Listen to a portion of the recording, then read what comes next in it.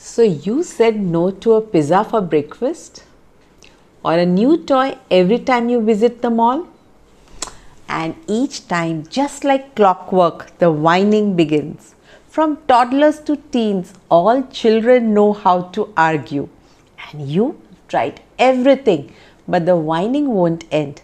Don't worry, you are not alone. Parents worldwide fall victim to the child's whining daily. But this doesn't mean you can't stop them. By learning why your kids whine, you can discover how to put an end to it for good. So, why do kids whine?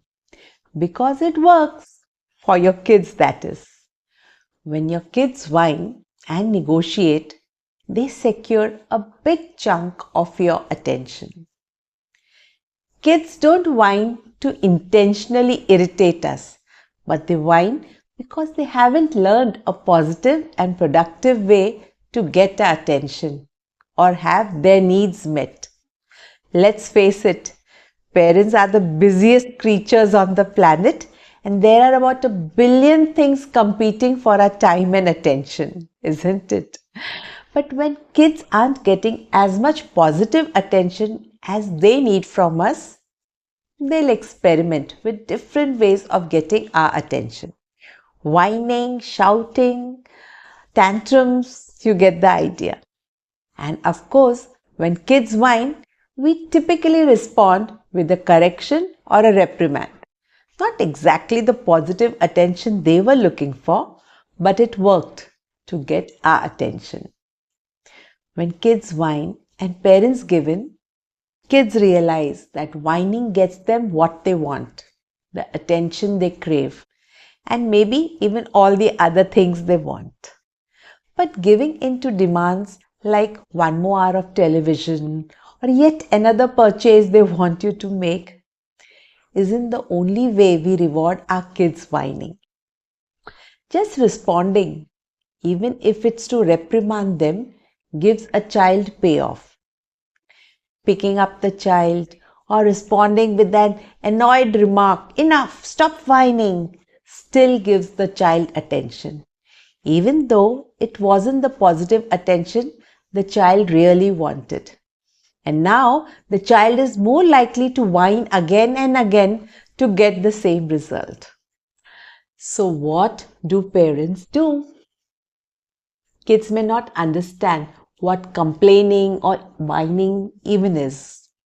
Requests to stop whining are unlikely to work until we teach them how it looks like and sounds. Use your phone to record your child during a whining episode. You can ask their permission first. Explain that your purpose is to help them learn, not to tease or make them feel bad.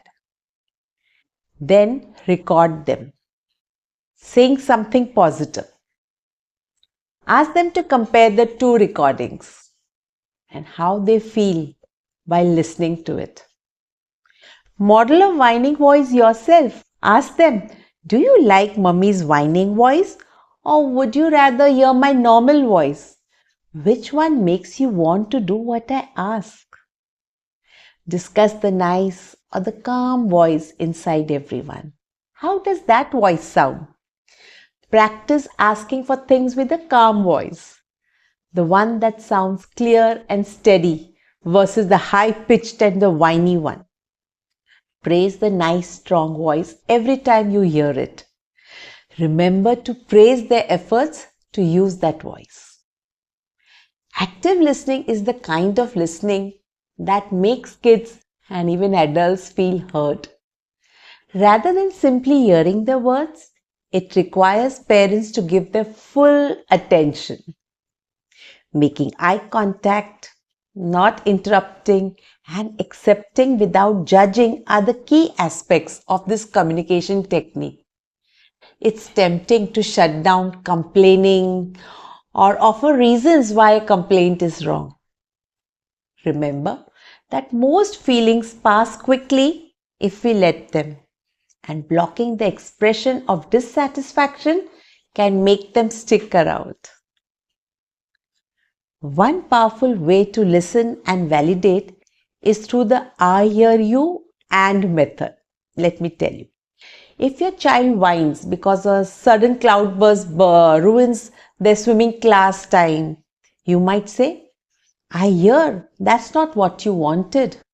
And we have no control over the weather. Kids complaining about the dinner you worked hard to cook. You can say, I hear you say this food is yucky. And I feel differently. Give a choice. Kids complain when they feel powerless. Providing a choice about what should happen next restores their control. When your kids start to complain, clarify what they would like to happen as a result. You can say, it sounds like you're frustrated right now. Do you need to vent?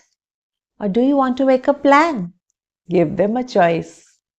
Kids just need to blow off steam sometimes, and listening to them vent might be enough. To determine if they want to switch from complaining to problem solving mode, we can ask them, should we think about what we can do to fix the situation? Help them identify a goal and consider the next steps. It's easy to see complaining children as difficult or ungrateful and to react accordingly.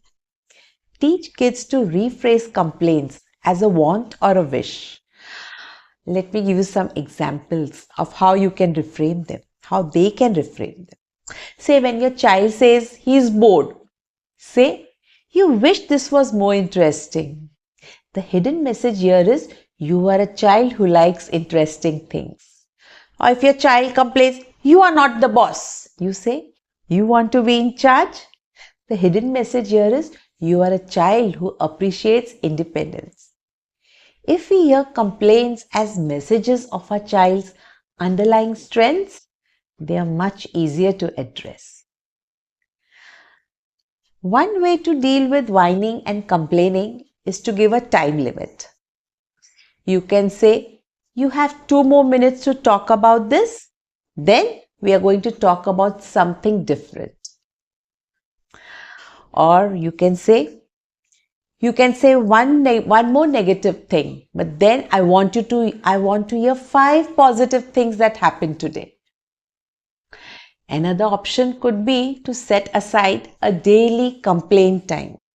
This is ideal for children who complain frequently and they need greater limits. Schedule a time, maybe 10 minutes after dinner, where they can complain about everything bothering them. If complaints happen at other times of the day, simply remind them it's not the official complaint time. Provide a journal for those moments when they just need to get it out of the system. Playfulness and silliness come naturally to kids.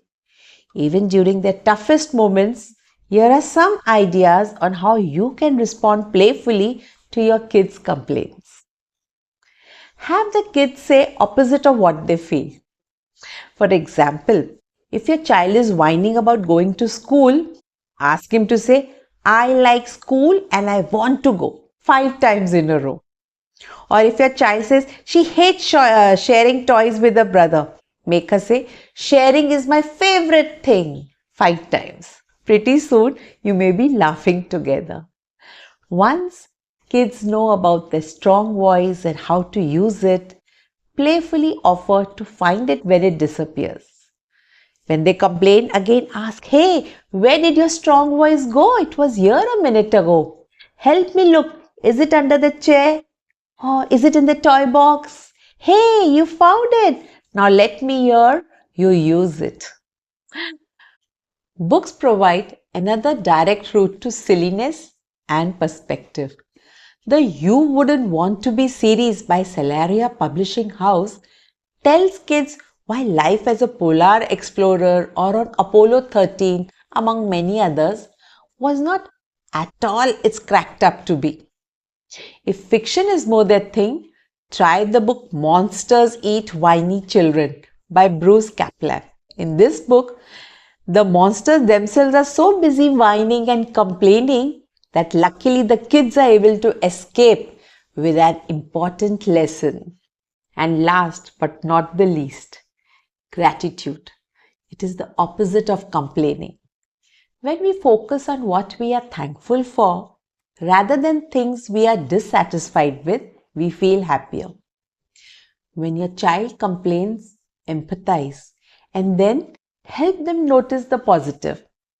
It might sound like, I hate standing in this long line to pay for the groceries. At that time, tell your child, sometimes when I have to do stuff I don't like, I try to think about the good parts. Like all the good treats in a cart we can eat when we get home, I'm getting to hang out with you while we are waiting. Is there anything good about this you can think of? In moments of dissatisfaction, we can empower our kids with several key questions. You can say, so what do you learn from this situation? How would you like things to be? So how can we take it from here? Instead of complaining or blaming the outside forces, show kids that the power for change is inside them. They can take responsibility for making it better. Brainstorm things to be grateful for during undesirable moments and lighten the tension by finding their silly side, yours too. Before you both know it, you'll be focused on the good again. I hope you liked today's video. Do let me know in the comments. See you in my next video.